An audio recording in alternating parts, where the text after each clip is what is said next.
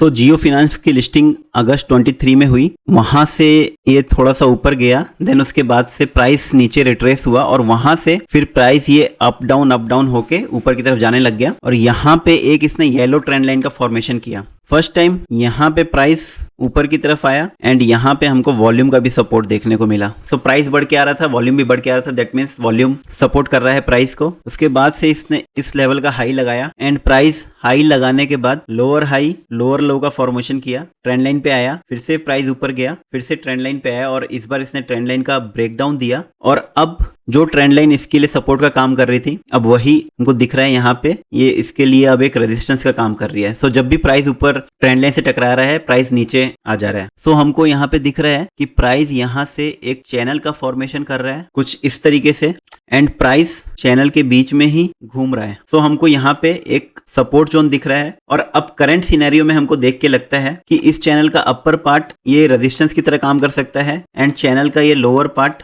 एक सपोर्ट की तरह काम कर सकता है और यहाँ पे ऑलरेडी एक सपोर्ट चला आ रहा है। तो प्राइस अगर इस सपोर्ट का ब्रेकडाउन दे दे वॉल्यूम के साथ तो प्राइस इस सपोर्ट तक आ सकता है। फिर यहाँ पे हमको देखना पड़ेगा कि प्राइस किस तरीके से बिहेव करता है, फिर इसके बाद से नेक्स्ट ट्रेंड ये डिसाइड करेगा। लेकिन अगर प्राइस इस चैनल का ब्रेकआउट देगा विथ वॉल्यूम तो प्राइस कुछ इस तरीके से जा सकता है, चैनल के पास जाके थोड़ा सा रिट्रेसमेंट लेगा, वॉल्यूम के साथ ब्रेकआउट दे सकता है, रेजिस्टेंस के पास जा सकता है, यहाँ पे कुछ टाइम बिता सकता है, फिर यहाँ का ब्रेकआउट दे सकता है। अगर हम लोग हिंदुस्तान जिंक का देखें तो मैंने टाइम फ्रेम वीकली चार्ट लगा रखा है एंड यहाँ पे हमको दिख रहा है कि ये एक ट्रेंड लाइन है और ये ट्रेंड लाइन से लास्ट टाइम पे काफी अच्छा मूव आया था। 294 से सीधा प्राइस इसने हाई लगाया था कुछ 807 का। सो हमको ये पता लग गया है कि हमारे पास एक कंफर्म ट्रेंड लाइन है। मैं डेली चार्ट पे शिफ्ट हो जाता हूँ और यहाँ पे हमको दिख रहा है कि प्राइस ये काफी लंबे टाइम से एक रेंज बना के था, ये लगभग जैन 21 से रेंज बना के था और ये ट्रेंड लाइन पे रेंज बना के ही टकराया और यहाँ पे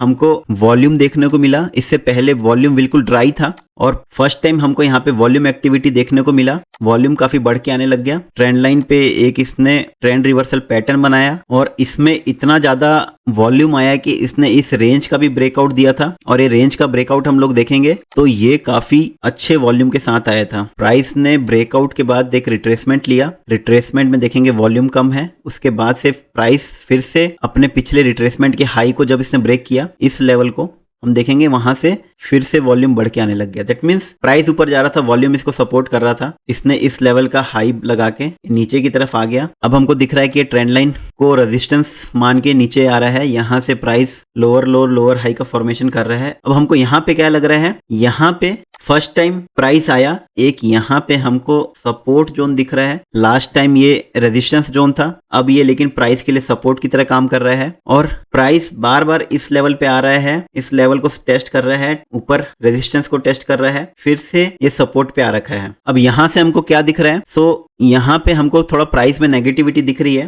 प्राइस नीचे की तरफ आ रहा है, वॉल्यूम बढ़ के आ रहा है, दैट मीन्स थोड़ा सा नेगेटिविटी है यहाँ पे। अभी यहाँ से दो पॉसिबिलिटी हमको दिख रही है, हो सकता है प्राइस इस लेवल का ब्रेकडाउन दे दे और ये इस लेवल तक आ जाए, नेक्स्ट सपोर्ट इसका ये है, फिर यहाँ पे वो अपना नेक्स्ट ट्रेंड डिसाइड करे। सेकंड पॉसिबिलिटी ये है कि प्राइस फिर से यहाँ से सपोर्ट ले ले, ये ट्रेंड लाइन पे जाए, ट्रेंड लाइन पे थोड़ा टाइम स्पेंड करे और ये वॉल्यूम के साथ ब्रेकआउट दे दे। यहाँ पे इस लेवल पे हमको थोड़ा रेजिस्टेंस दिख रहा है, प्राइस इस लेवल तक जाए, यहाँ पे थोड़ा टाइम स्पेंड करे, फिर से इसका ब्रेकआउट दे दे। केपीआईटी में हमको क्या लग रहा है, केपीआईटी में हमारे पास फिर से कंफर्म ट्रेंड लाइन है, प्राइस यहाँ पे एक रेंज बना के ट्रेंड लाइन से टकराया, यहाँ पे हमको कुछ बाइंग एक्टिविटी दिखी, वॉल्यूम कुछ बढ़ के आया, प्राइस ऊपर गया, हमको वॉल्यूम का सपोर्ट दिखा, उसके बाद से प्राइस ने ये एक रेजिस्टेंस जोन क्रिएट किया, प्राइस इसको 3-4 बार टेस्ट कर चुका है, टेस्ट करने के बाद प्राइस लोअर हाई लोअर लो का फॉर्मेशन करके नीचे की तरफ आ गया और यहाँ पे हमको फर्स्ट टाइम दिखा प्राइस नीचे आया,